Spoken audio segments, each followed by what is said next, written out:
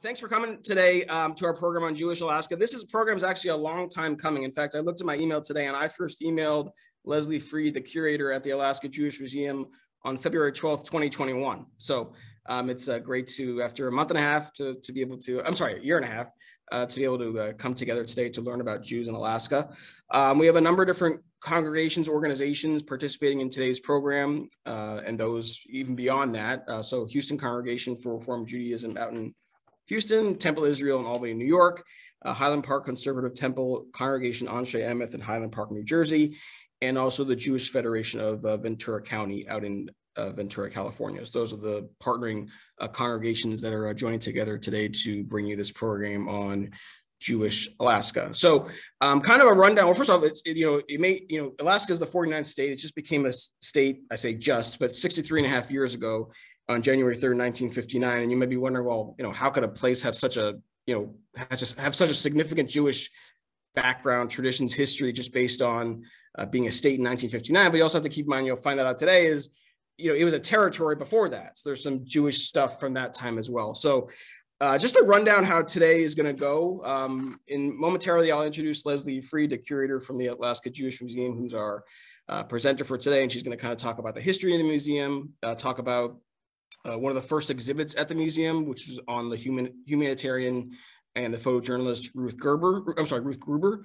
Then we have a 17-minute video that the museum produced, kind of walking you through and talking about 3 of the exhibits at the museum. After that, Leslie's going to show us some artifacts in the museum's possession that are kind of emblematic of the Alaska Jewish experience. And then after that, we'll take questions, which can be in the chat, or if you prefer to ask your question aloud, we can do that as well. Just make sure to raise your hand either like this or through Zoom so we can kind of keep everything orderly. So with that, I'll introduce Leslie and let her, where did Leslie go here? Well, hopefully she's here somewhere. There she is. Okay, I see her. Okay. So Leslie Freed she's actually from Israel. She was born in Tel Aviv and came to New York at the age of 6. Her parents' families came from Europe, from Poland and Lithuania, and ultimately settled in Brooklyn.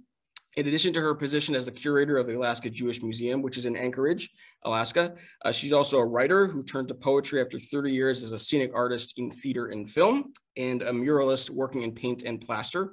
Her writing reflects her love of imagery as a means for addressing difficult subjects. Recently, she published her first book through Cirque Press, in which she draws upon the themes of death, love, family, and history to weave her emotional tapestries. She has 2 sons, Daniel and Julian, and a granddaughter, Sasha. And here is Leslie from the Alaska Jewish Museum. Hi there. There you go. Do you need to enlarge my, oh, there you go. Uh-oh, now you can see all the imperfections. Oh dear. Okay, is my sound level okay? Yeah? Yep. Okay. So there's a little bit of an echo behind my voice. Is there any way to, for me there is. Is that on my side then? Yeah, I think it's on your side. I can hear you playing. Okay. All right, I'll just not go crazy. It might have to do with that second device. Maybe you turn it off, or if you log off that other device. But if not, no, I did. Okay. Okay. Yeah. Anyway, I want to greet everyone. Say hi. Thank you for attending this session. I've been up here for 10 years. I was hired by Rabbi Yosef Greenberg of Chabad up here to come up and start a museum. And I thought that sounded kind of interesting. And so I made the journey. And it was indeed a journey because I had lived in Seattle for almost 30 years. And it was definitely a humongous change, weather-wise as well, by the way. So yes, I am announcing that I have fallen 5 times on my right kneecap on the ice, and I survived. So the museum is a teeny tiny space, as you will see in the video. Believe it or not, we are a former ATM machine. It's crazy. When I came up here and saw the space, I just almost freaked out, like, no way, And miraculously, we were able to renovate and create spaces, deal with electricity, deal with video and all that kind of stuff, paint the walls, lighting. It was a big endeavor, which is why our very first exhibit was hosted by the Anchorage Museum downtown. And this was the exhibit that we sponsored about Ruth Gruber. I'm sure you, or I hope you know of Ruth Gruber, incredible humanitarian, photojournalist, an amazing person. And I decided to bring this exhibit from New York City, from the International Center for Photography, because it turns out that she had spent about 1.5 years in Alaska working for the Secretary of Interior, Ickes, before Pearl Harbor. And so we had, the exhibit included photographs and film footage of Alaska. And if you don't know of Ruth Gruber, you might know that she photographed the ship, the Exodus, photographed the new state of Israel, photographed the refugee camps in Cyprus, and actually broke the news of the airlift of Yemenite Jews, which was actually kept a secret for about 1 year. Our second exhibit is about that airlift. So now, Justin, do you want me to go ahead and continue on this vein, or do you want me to introduce the film, or how would you like to? Whatever you prefer. Yeah, I'm ready to go. So go with the film. I'm ready. Whatever you want to. However you want to proceed. Anyway, so even though I work for Chabad, the museum is a separate nonprofit. I myself am not a member of Chabad, but it's pretty interesting working for an Orthodox Jewish organization. And it's fun attending all the holidays and making friends and seeing kids go from 3 years old to having their bar mitzvahs, you know. So it's definitely been an enjoyable and interesting time here. What else? So the little film that we're showing talks about the 3 primary exhibits that we have, which are about Operation Magic Carpet, the airlift of the Yemenite Jews. It's about an exhibit, Jewish Movers and Shakers, which is about 6 Jewish families that settled in early Anchorage. So we're talking, you know, around the turn of the century. And this exhibit includes our first mayor, Leopold David, 1915. It also includes an exhibit which has really inspired a lot of conversation in the museum. People see a lot of resonance between this exhibit and things that have been going on today or recently. And this is about the Alaska Development Plan. So this was a plan really promoted by the Secretary of Interior, Ickes, to bring Jews from Nazi-controlled countries, Nazi Germany, to the Alaska Territory. And we're talking about 1940. And maybe you guys have read that book, Yiddish Policeman's Union. I don't know if you have, but I read it years ago. But it took starting on this exhibit to realize that book was inspired by this Alaska Development Plan. Although the author, who actually, let's see, Michael Chabon, he took it way further. He invented this whole scenario, which did not happen because unfortunately this plan failed in Congress under Roosevelt. So none of those people made it here. And the exhibit looks at the mood in the country, anti-Semitism, the immigration issues, Roosevelt, and looks at why and how this plan failed. So those are the 3 primary exhibits. Right now, I'm in the middle of working on a virtual exhibit about the Alaska Commercial Company. And this company was formed right after the purchase of Alaska from Russia. And we're talking around 1867. And the company was founded primarily by Jews coming up from San Francisco. And so it's a pretty interesting story. And I decided to do this exhibit when I found out that they ran their company on the 3 tenets of Judaism: social justice, charity, and education. So I thought, oh, okay, this is an interesting exhibit. I've got to do this exhibit. So that's what we're working on right now. And also we're in the middle of visitor season, by the way. So all of a sudden, after 2 years or more, we've got people coming, and it's pretty amazing finally after COVID. Well, I don't know if it's after COVID completely, but things have sort of maybe turned to somewhat normal.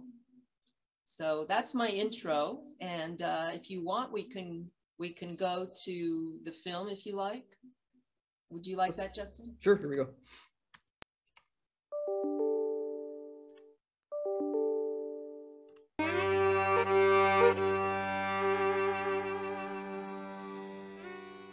Hi, I'm Leslie Freed. I'm the curator here at the Alaska Jewish Museum. Welcome. Although we are a small museum, we are pretty power-packed. We've got 3 primary exhibits. We've got an exhibit called Jewish Movers and Shakers of Early Anchorage. And these are some of the earliest Jewish people that settled in Anchorage in the early 1900s. And we're integral to the establishment of the town and the growth of the town. We have an exhibit called A Refuge in the Last Frontier, Evolution of the Alaska Development Plan. And this was a plan to bring Jews to the Alaska Territory in the late 30s, early 40s. And unfortunately, this is a plan that failed. And I wanted to do an exhibit that talked about the background of the plan and why it failed.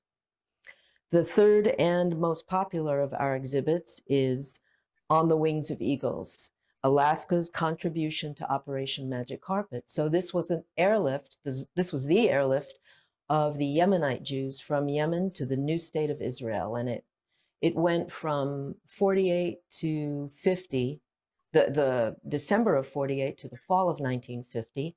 And we decided to do it when we found out that Alaska Airlines had made most of the flights. We're talking about 50,000 refugees coming to the new state of Israel. So actually, maybe I will go ahead and talk a little bit about this mural. We made this, or I made this collage using passports that I called the United States of Awareness passport. And we were asking kids in schools and visitors here what their hopes and dreams are for the future, for them, for their family, for the community, for the world. And I had gotten so many fantastic and interesting responses in more than one language that I decided to create a collage using them and using photos of people's situations around the world throughout history. Bad, meaning trying situations, the Holocaust. We have images of Ellis Island, people arriving at Ellis Island. We have a situation in Alaska of people trying to come here. We have the list of people that were given visas getting out of Lithuania, given by the Japanese consul to Lithuania. So it's kind of an interesting historical mural. And yeah, so let's go in and see some more. Here we have the start of our Operation Magic Carpet exhibit, where we talk about the background of the Jews of Yemen, how they came to be there thousands of years ago.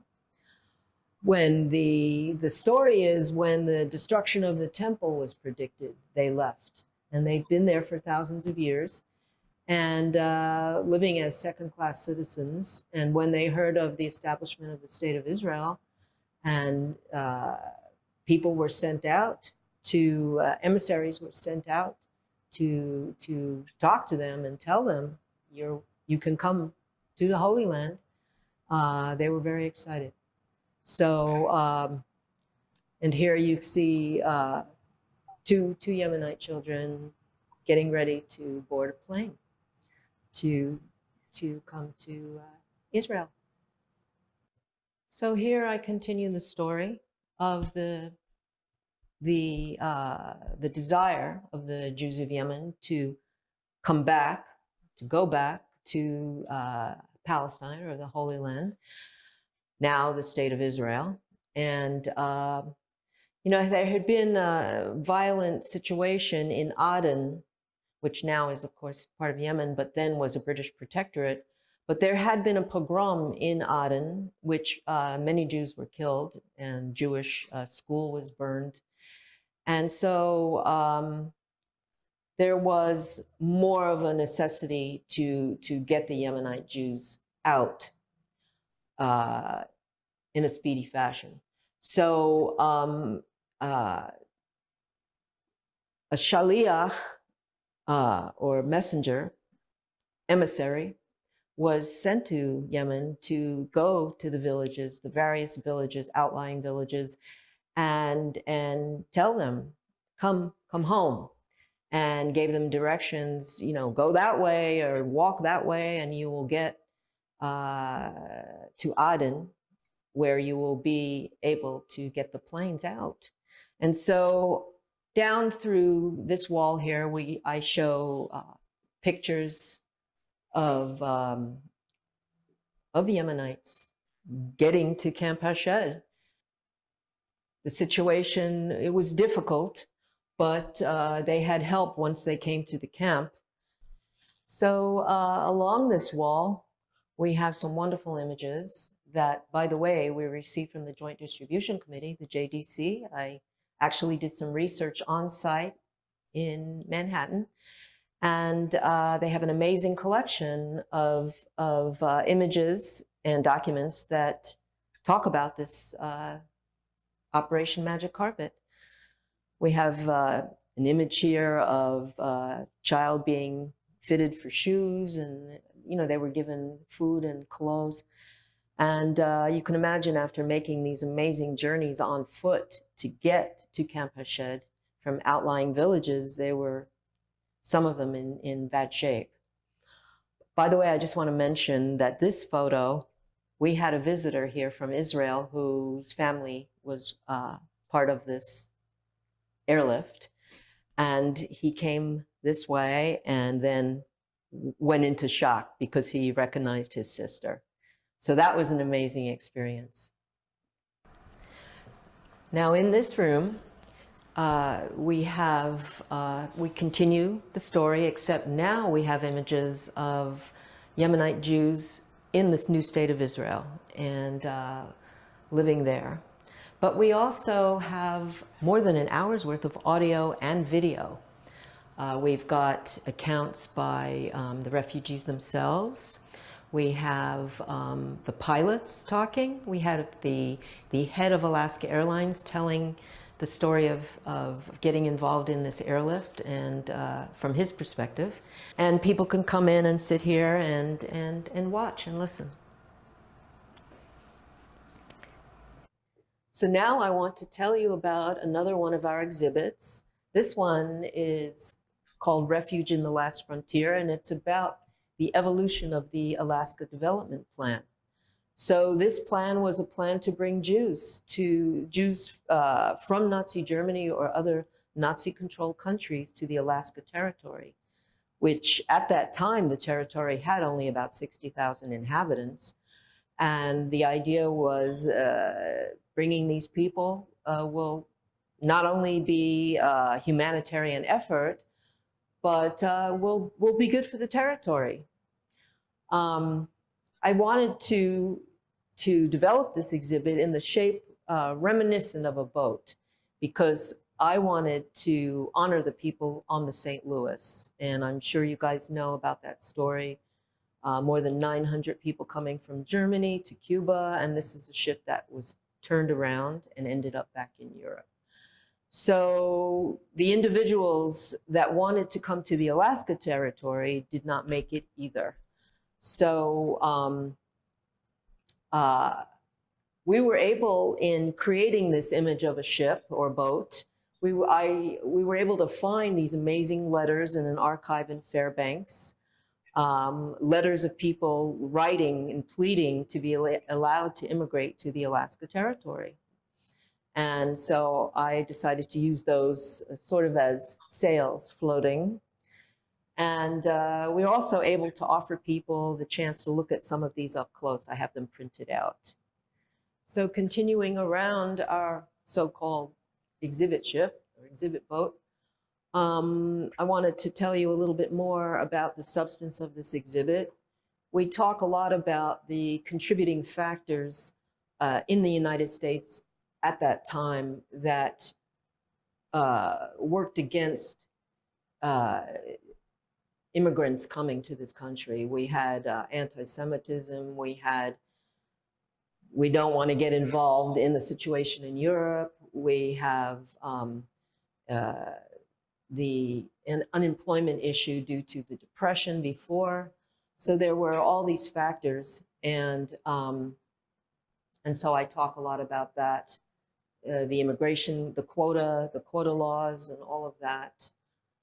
The idea of where should the Jews go, you know, this kind of thing. And then we have information on Roosevelt, who was president at the time. So it's a pretty complex exhibit, and it talks, like on the other side of this exhibit, we talk a lot about what the plan, which started out as the problem of Alaska development, or it had several names, the Slattery Report, Alaska Development Plan, what it went through, and how it morphed into the King-Havner Bill, and then how it failed in Congress. So it's a complex exhibit, and people that come to visit here find a lot of resonance with what's going on in the world these days with this exhibit, and it provokes a lot of conversation.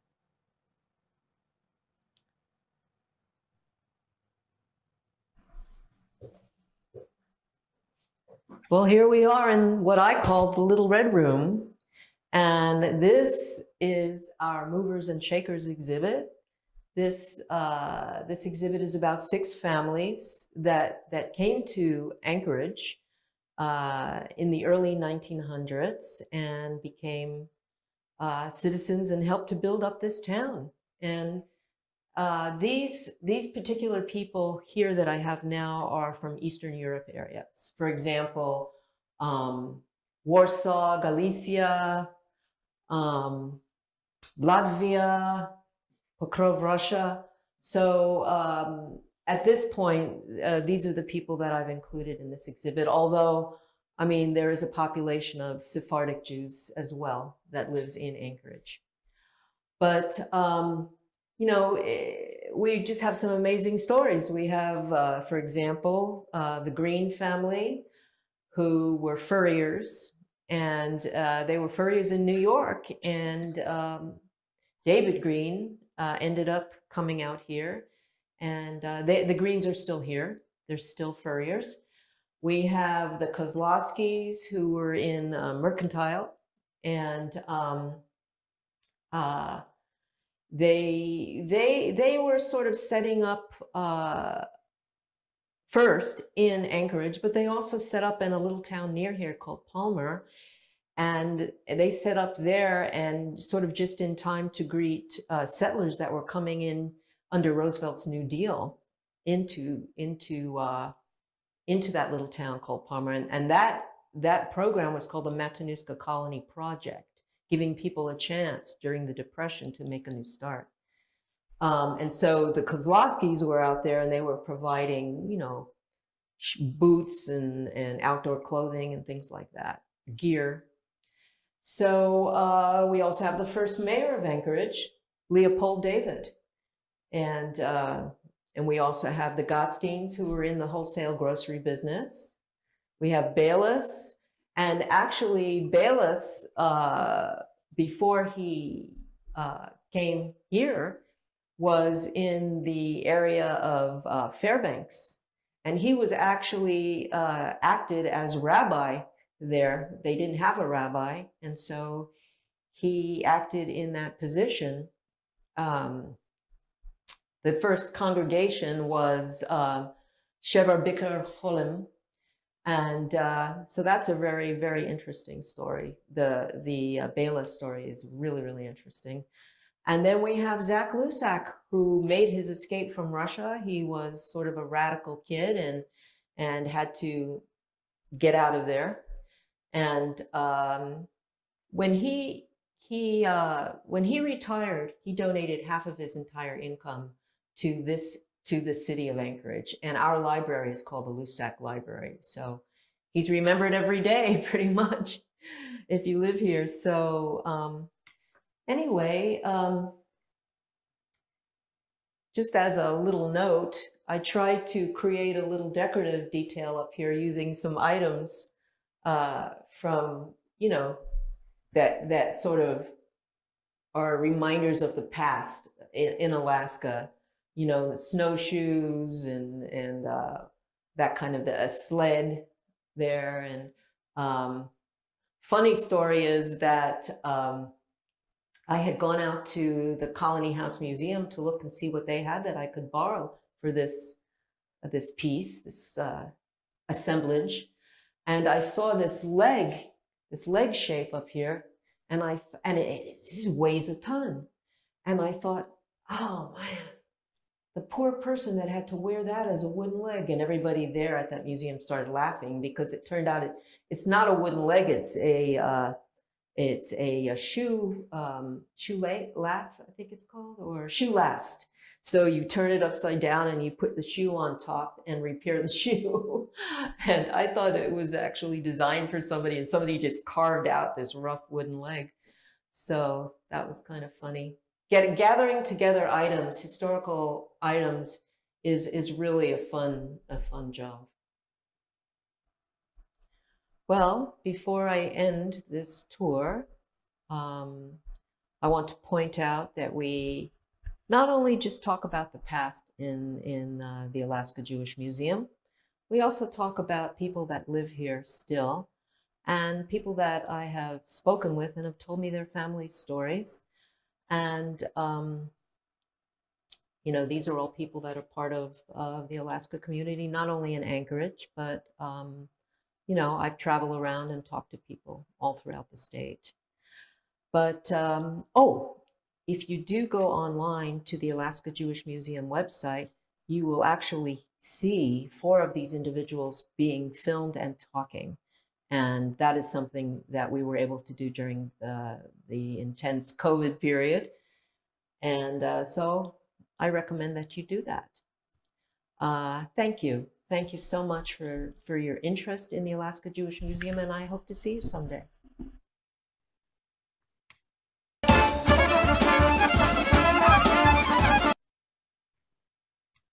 Oops.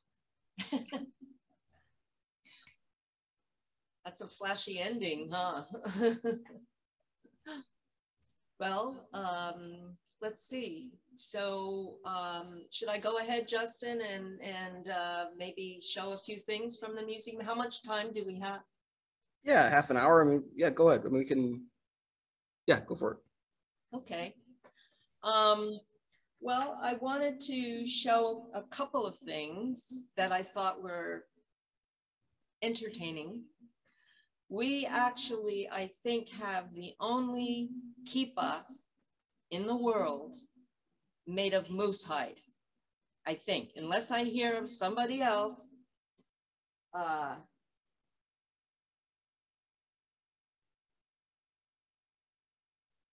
See that? So the person that made that, her husband is, well, her name is Jonna Van Zyl. She's Jewish. Her husband is John Van Zyl, and he is the official artist of the Iditarod. So the sled dog race every year. And they've raised dogs. They've run this race multiple times. And he you know, creates the poster every year. And he's also an artist in general, creates these beautiful paintings. So when I asked Jonna Van Zyl, I said, listen, is there any possibility that you could create moose kippas for the museum store? And she says, no, absolutely not. And I said, why not? And she said, it's incredibly labor intensive. It would cost people a lot to buy one for your store. I have another idea. So her idea was to use her husband's artwork made into cloth and make the kippas, all these scenes of Alaska. And so we were able to, we sell these now, and they're from his artwork. You know, he's involved in all these enterprises, and so there's cloth you can get. And so they've made these kippas for us to sell. And, you know, like ones that actually have, I don't know if you can see it in this lighting, but ones that have place names, the animals of Alaska. So they're pretty cute, pretty funny. And then we also asked Margaret Hoogie Lewis, who is a local artist, to come up with a t-shirt idea for the museum. So she comes up with this wacky idea, I will say.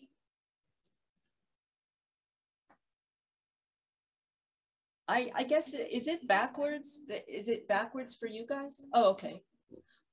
So it's Alaska Jewish Museum Kosher Salmon Run. So I thought, okay, that's pretty crazy. Yeah, we'll do that. And so then we had people coming in and saying, when's the run? And I said, the run? What run? The Kosher Salmon Run. And we had just made that up. It wasn't like an actual event. So I went into Rabbi and I says, Rabbi, we need to have a kosher salmon run where people run a certain distance and they come back to the campus, to the synagogue, and we have bagels and lox and cream cheese. So we have not done that yet, unfortunately, but I still would really like to. One thing I wanted to mention is, you probably recall when I first started talking, I mentioned Ruth Gruber and the exhibit that we sponsored at the Anchorage Museum. So because of that exhibit, I came to know Ruth Gruber and visited her multiple times in Manhattan. I'm from New York, and so I would combine my trips, research trips or trips to visit my family, with visiting Ruth. And we became friends, and I became friends with her family, and they've been out here visiting. And actually one time, I was sitting in Ruth's apartment, and she said, out of the blue, she said, are you married? And she was about, let's see, about 98 at the time, maybe 100. She passed away about 2 years ago, maybe 3 years ago. I think she was about 103, but I'm not really clear on how old she was, but she was very elderly, and she said, are you married? And I said, well, no, but you know what they say about the guys in Alaska, right? And she said, what? And I said, well, the odds are good, but the goods are odd. And that's been a joke forever. And I thought everybody knew this joke. And she said, the odds are good, but the goods are odd. And then she cracked up. She burst out laughing. But so that was pretty funny. But when she passed away, her daughter called me and said, we would like to send you some things that were Ruth's, and we would like you to have your own little exhibit, including these items and anything else that you would like. And so when I had visited Ruth, she showed me a beautiful glass case of all the items, native items actually, that she was given when she was in Alaska. And she really kind of fell in love with the indigenous population and made friends everywhere. And so when her daughter said, what would you like? And she said, and by the way, you only have a few minutes to decide because we have people coming up from the Museum of Jewish Heritage. They're on their way up. And I said, what do you mean they're on their way up? You mean like they're in the elevator? And she said, yeah. And so I had to come up with this answer really fast. And I said, well, I remember Ruth showing me some items that she had received from the native population. I would love to have one of those items maybe. And, you know, I just was struggling to figure out what to get. And so they sent me, or Celia sent me, her daughter Celia sent me some, let's see. I don't know if, I don't think you can see this. This would be really hard to see.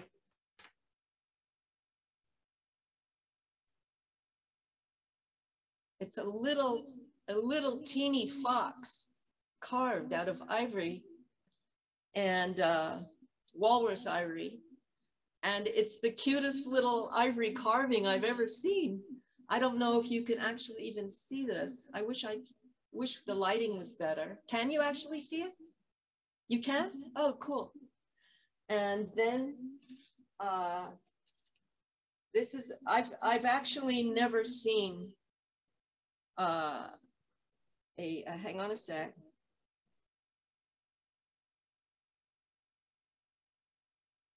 I've actually never seen a native made necklace or bracelet, I mean, like this before.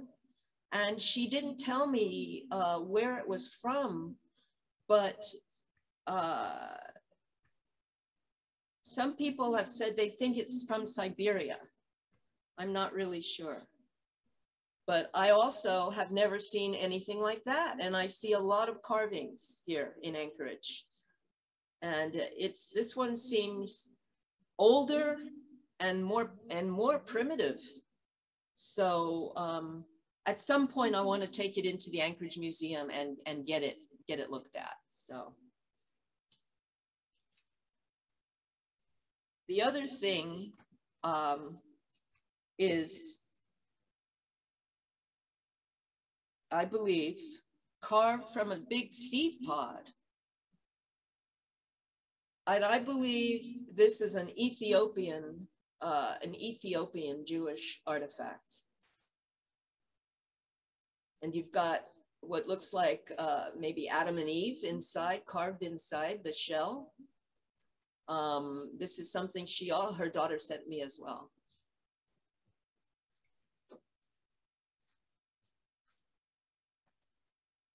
But it's kind of interesting with some of the documents she sent also. Believe it or not, she had an original Alaska Development Plan folder, which was signed by Ikis. And so I have that as well in the collection. So anyway. So that's about it. Do you want me to get to, we have some questions in the chat. Do you want me to kind of read those aloud? Sure. Okay, I hope I can answer them. Uh-oh. Okay. Better you than me. So the first two are kind of about the museum and kind of where it's located. So Dean is asking where is it located, and Gail wants to know, is it near the synagogue in Anchorage as far as the museum? Yes, it's actually part of that parking lot, part of that campus. So it's the Alaska Jewish campus. And do you mean you want the address? Or? Not the address, more just kind of where, you know. Well, it's in a section of town called Midtown, and it's part of Chabad, the Chabad campus, the Alaska Jewish campus. So we have our own little separate building in another part of the parking lot. So it's near Chabad? Is it near how many synagogues are in Anchorage? Is there? There are 2 synagogues in Anchorage. One is here, right with me, across the parking lot, and that's Chabad. And then there's Beth Shalom, that's Reformed Synagogue, and that's about 4 miles from here, something like that. And then there's another little Chabad out in the Matanuska Valley, which, remember, we talked about Palmer, the little town in Palmer. It's near there. And we've formed that. The rabbi's eldest son is the rabbi there. And that became necessary at the time to form something out there, because it's in the winter, it's very hazardous, that highway coming from Palmer in the winter. It's like solid ice coming from there to services. And so it became, people out there put out this request, can we please have something out here? So that's what happened. What about like Alaska as a whole? This comes from Maryland, looking at, like, do you know how many total Jews live in Alaska, and I guess an approximate number of congregations? I'm not sure how many congregations exactly. Although I went to visit the synagogue in Juneau. It's a very nice synagogue. It's a Reformed synagogue. And a lot of the Jews there have a very long history in Alaska. I interviewed the Goldstein family in Juneau. They're the first Jews in Juneau. In fact, when I interviewed them, they're kind of a funny group of people. They said, "We put the Jew in Juneau." And I went, "What?" So that was kind of funny. But I'm not sure about the total number of synagogues. What I've discovered is it's more like there are groups of people that worship together in each other's homes. One family their son needed to have a bar mitzvah. And this is in Homer, I think it was. So they got together, and the person who had the most complete Jewish education as a kid, she kind of headed up the group, and they decided what to do, how to make it happen. And then they had a rabbi come in at the end. So, and then we've had bar mitzvahs here done by kind of like by Zoom, really, where the kid, the boy is studying with the rabbi here, but through, on screen. And then when it's time, then they come into town and have the celebration here on site. So that's what I've seen everywhere that I've been. It's more like that. I do believe there is a congregation in Fairbanks, though. So I need to update myself on this. Hey, Kenny, you have a question? Yeah, I was curious. Can you hear me? Yeah. Yeah, I was curious if there in Alaska, if you have any opinion or any idea, so many congregations are having trouble growing. Is the Jewish population, when the young kids get a little bit older, do they have more of a tendency to want to move down to the lower 48? Or is it growing there in Alaska as far as the Jewish population is concerned? I'm sure you have everything, some leaving, some gaining, but I guess my question is about the vibrancy of the Jewish community in Alaska, as you might be aware. My impression is that it's more of a stable population, because there are about 3,000 Jews in the municipality of Anchorage, and then maybe 3,000 or more in the rest of the state. And that has been pretty consistent since I've been here for 10 years. We have people leaving, but we also have new families coming. There are always new families coming. And so I don't know what the exact statistics are, but I can tell, you know, when I look at how many people come to services, come to holidays, for example, it's packed, you know, and also I think the Chabad rabbi, my boss, Rabbi Greenberg, he has a lot to do with that, because he's very much involved in the community. The holidays, for example, Hanukkah, we celebrate downtown. There are people that are welcome to come and celebrate with us. He's really about outreach, and I am too. I join up with events that are happening. When we did the Alaska Development Plan exhibit, I joined up with the mayor's wife, who's an immigration attorney. She did a presentation on immigration to Anchorage, to Alaska, to Anchorage. There was another person who did a presentation on, as you recall, the boat people coming up and the terrible situation with them drowning along the way to Greece, you know, remember that. So I try to join up with things that I feel go along with my mission. Also, the other thing in Alaska is the community, the museum community is really tight. We all communicate, we get together every year, and I've presented at this. So to answer your question, finally, I think there's change, there's shift. It's expensive in Alaska. So I think people leave, but people are coming as well. And there's a big military presence here too. So there are always Jewish military families that are leaving, but those that are arriving as well. However, you know what? If you want some more information on this, I can get it for you. If you want to write me at the museum, I can definitely talk to Rabbi Greenberg and get some more details on that if you're interested. Totally into doing that. Thanks for the question, Kenny. Janet has a question as well. Well, I just want to, go ahead. I think Joanne had. Well, Janet was actually, oh, yeah, I got Joanne. Yeah, Hi, Janet was. Yeah. Bye. Well, Rabbi Greenberg made a good choice. You've done a beautiful, beautiful, wonderful job. What? Enjoyed it. Enjoyed learning all about it. And I went to and grabbed a book I have about Ruth Gruber ahead of time.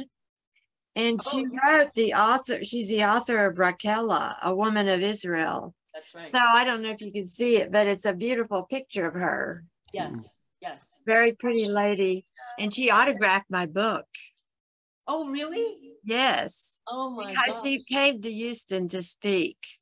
Awesome. Well, there's one book that she wrote that really talks a lot about her time in Alaska. I think it's Inside of Time, maybe. Well, that's a good book suggestion. Thank you. Yes, yeah.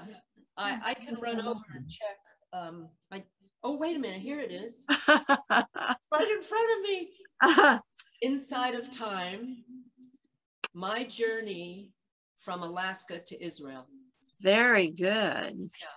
Thank you. And you know what? I think, no, this is, oh, yes.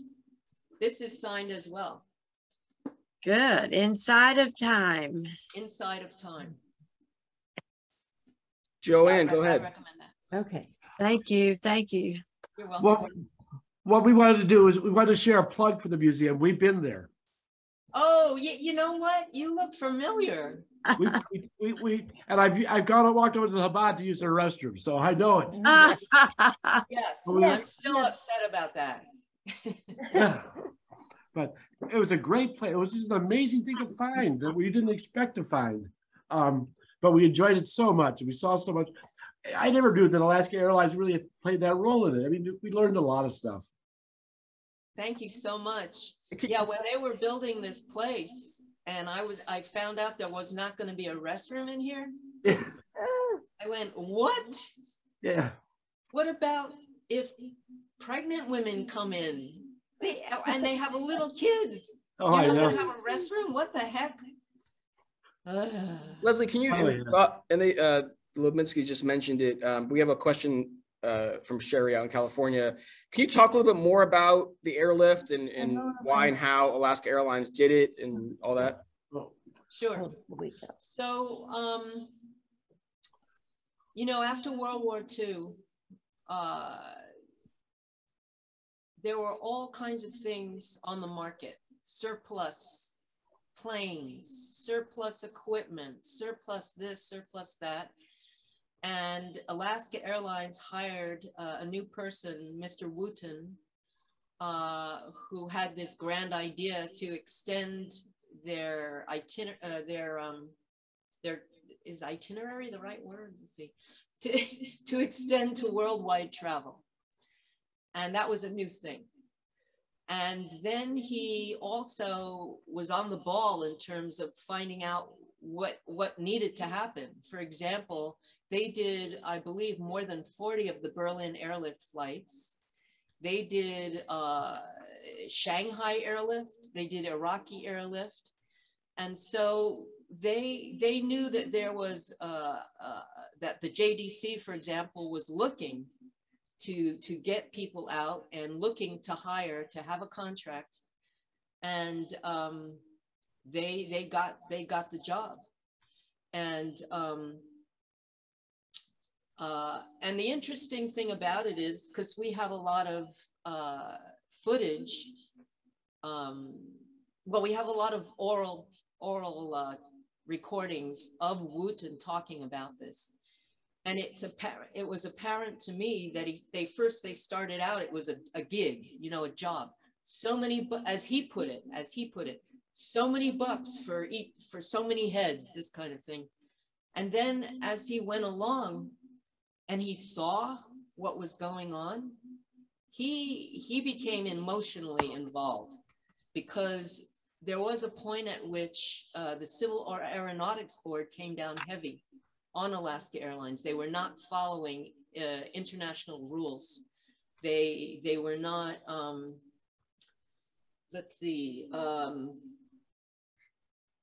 rules that had to do with night flying, rules that had to do with too many hours in a row for employees. People were complaining they didn't get paid in a timely fashion, this and that. And they were gotten, banned from international travel. So what did Wooten do? He created a new airline name and put it on the planes and kept flying. So, and based on some of the comments that he makes in these recordings, you can tell that he just couldn't believe the conditions that these people were living in. And he really wanted to help, you know, so he's a character. I mean, when we were editing his tapes, right? I kept saying to the editor, I said, cut that word out, cut that word out, cut that word out. This guy was a plain talker, okay, to put it mildly. Finally, the video guy says, Leslie, you're destroying this guy's personality. Leave some of those in. So, you know, we left a couple of mild words in, but yeah. So, by the way, I'll put a plug in for my father. My father made some of these flights. So he was not with Alaska Airlines. He was with the Israeli Air Force, and then with El Al. And so I didn't know he did this until after he had passed away and after I had already built this exhibit. I get a letter from somebody writing a book about my father's group of pilots. And he had created a resume sort of thing about my father, and it said 1949 Operation Magic Carpet. And I went, what? You know, I couldn't believe it. I called my mother, who was in her 90s at that point, and I said, Ma, did Dad ever mention flying the Yemenite Jews to Israel? She said, well, I don't specifically remember Yemenite Jews, but he flew these large groups of people, and he said they were very quiet during the flight. They were very small in stature, and he had to go into the back of the plane and tell them to put out the cooking fires. And when I heard that, I thought, I have heard this anecdote before in doing my research. So I thought, okay, that definitely sounds like that could be the Yemenite Jews. So, I mean, they've never been on a plane before. Many of them never even had been in a car before. So it's understandable. That would be the most incredible experience, to be on this machine going up in the sky. And they felt it was biblical prophecy, that they were going to fly on the wings of eagles and go back. So, yeah. Susie has a question. Yeah, I'm gonna play Jewish geography. I have no idea where this woman lives. Do you know Daphne Young? She teaches college English somewhere in Alaska. No. Okay. I'd like to meet her. All right. I don't know what she's doing in Alaska. Her family lived in Jerusalem for many, many generations and owned property opposite. She comes from a family of Kohanim, and they own property opposite the Kotel. I mean, that's how long they've been like there since the destruction, I think. And I don't know what she's doing in Alaska. Maybe she's a member of the other congregation. I can find out. Yeah, I have no idea. I haven't spoken to her in a while.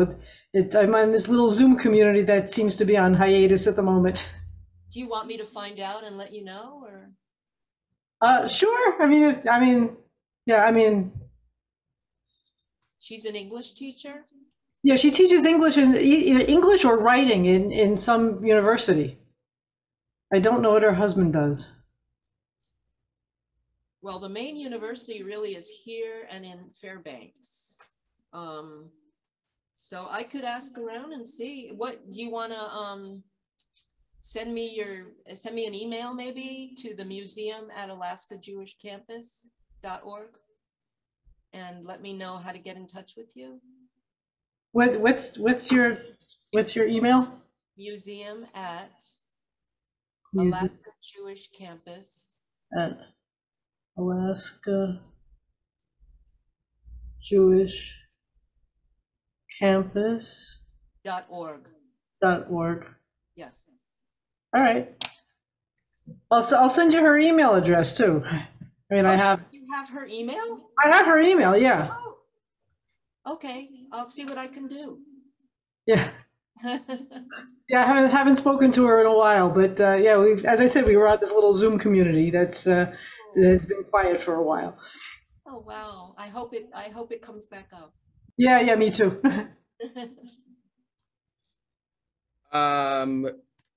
This comes from Susan, asking, you showed us the Ethiopian shell of Adam and Eve. What was that made of? And also, any idea of how many Jews belong to synagogues, or percentage, in Alaska?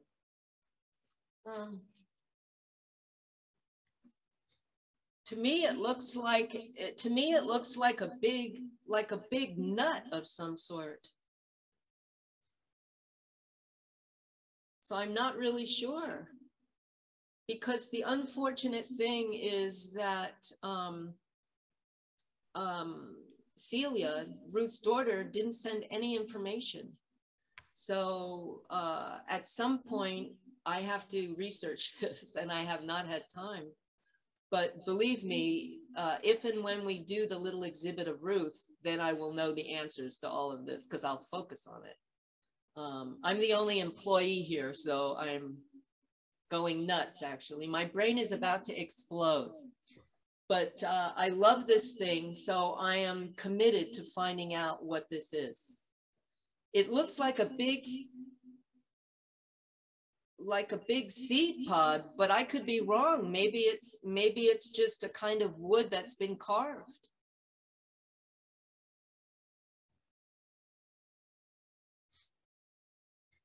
Yeah, Susie says that the North American Conference on Ethiopian Jewry might be able to help out. Okay. Thank you. So this is a question from Janice asking, do you have a collection from the Jews who went to Nome, Alaska for the gold rush?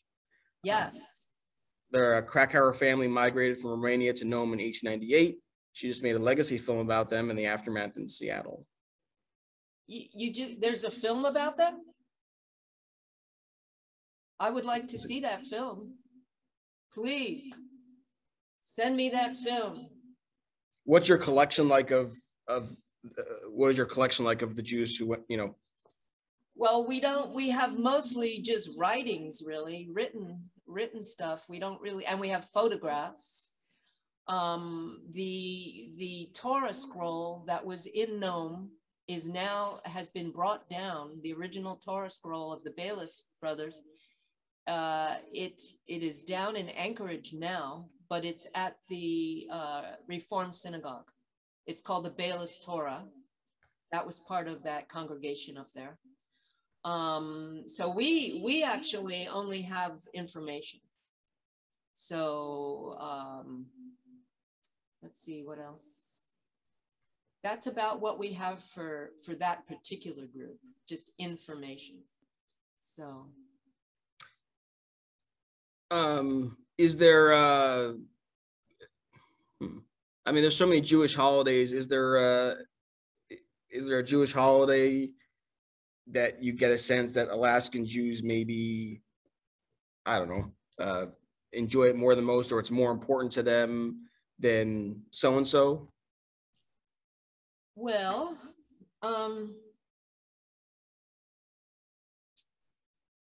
being here on the Chabad campus and going to all the holidays, I will say that,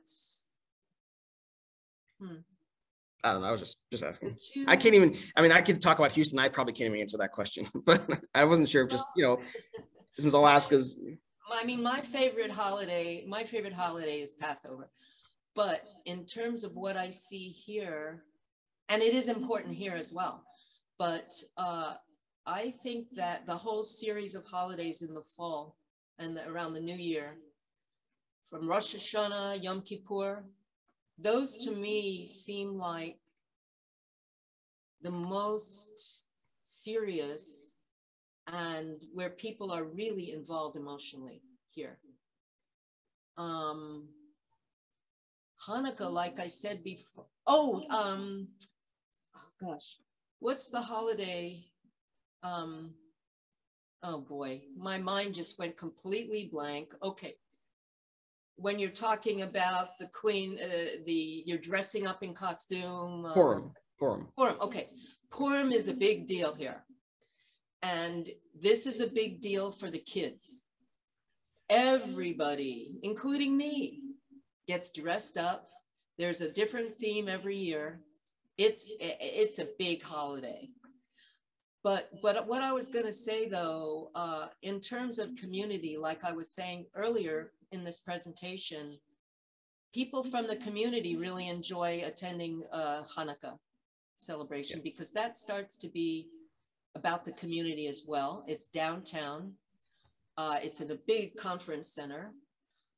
We have politicians are coming, and we have performance artists coming and doing these crazy acts, like acts that I have to cover my eyes. I'm so scared, that involve acrobatic stuff and flipping and all this. They even had the mayor up there joining these acrobats for one of their stunts. And I was like this. Yeah, I don't want to see this. But so I get, at least for the Chabad community, it's very holidays. There's a million holidays and they're all celebrated. And I do plan to go over. There are some people that belong to both synagogues, the Reformed and Chabad. And so they keep inviting me to go over to the other synagogue. And I've met the new rabbi there. He's very young and he's great. And so I would like to go over and say hi and meet more people. Because when I do an event, I really want to reach out to all Jews. you know, not just Orthodox or Reformed, but the Jewish community in general. So, yeah. And I'll ask one more question, unless anyone else has others. Are there, you know, in the video we learned about some of the historic families and things of that nature. Are there any, who would you say are some of the more, that you know, maybe famous or well-known Jews outside of Leslie Fried? I'm not famous. I'm from Long Island. Hello.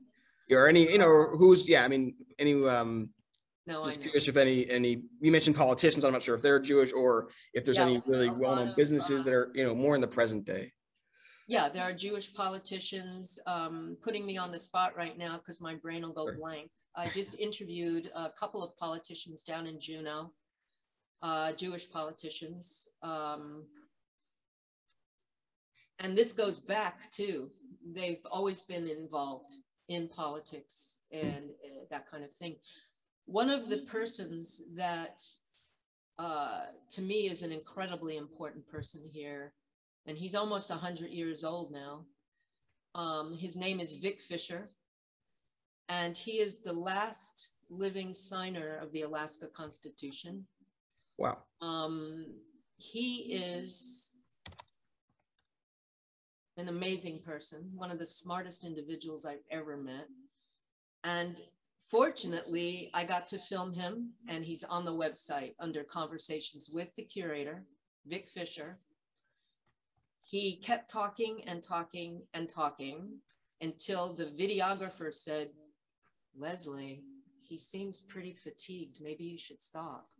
And I said, "You want to tell Vic Fisher to stop talking? You try." But he's just a fountain of wisdom and information. He grew up in Berlin during the rise of Hitler as a child. He grew up under the in Russia during the rise of Stalin. His mother was a Russian translator. His father was an American journalist. So they were kind of really in the midst of everything. So I would suggest looking at that film. It's pretty interesting. But you know, I've met a lot of people, and I always ask them, "How did you get to Alaska? What do you do here?" And it's pretty varied. One of my favorite people here is a lawyer, or a judge, I should say. He's a judge for the tribes, the Sitka tribes, and they've adopted him. And he's an Orthodox Jew, and he's a judge for the Sitka tribes. So yeah. Anyway, but there are a lot of people in politics. Yeah. We got a question from Gail. Oh, our last mayor was Jewish as well. So sorry about that. Mm-hmm. Go ahead, Gail. Do you have a question?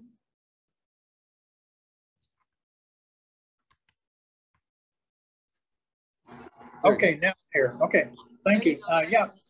Yeah, thank you very much. Yeah, we want a cruise going out next 19th of this month, the lower part. And I was going to ask you in Ketchikan and thereabout, I heard you talk about the ones in Juneau. What about anything Jewish around Ketchikan in that area?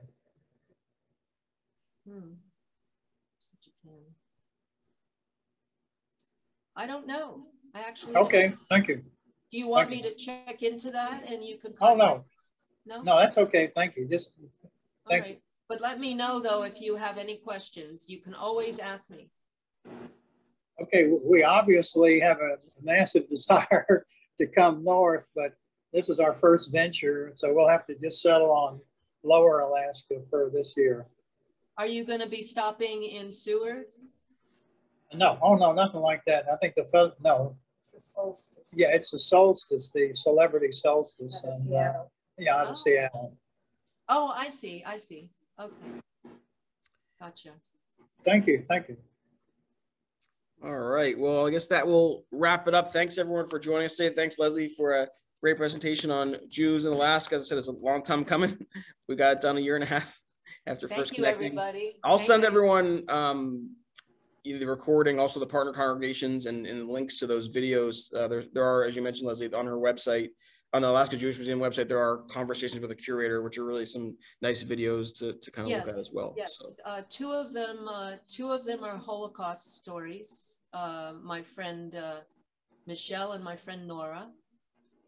Third one is my friend Bev, about her grandmother. How did a Romanian violinist in her family traveling orchestra end up in Alaska? So that's an interesting That's a real interesting story. I heard that. Where these musicians were traveling to Alaska. And some of them, yeah. All right. Well, thanks again, everyone. Have a great day wherever you are across the United States, and we'll see you all soon.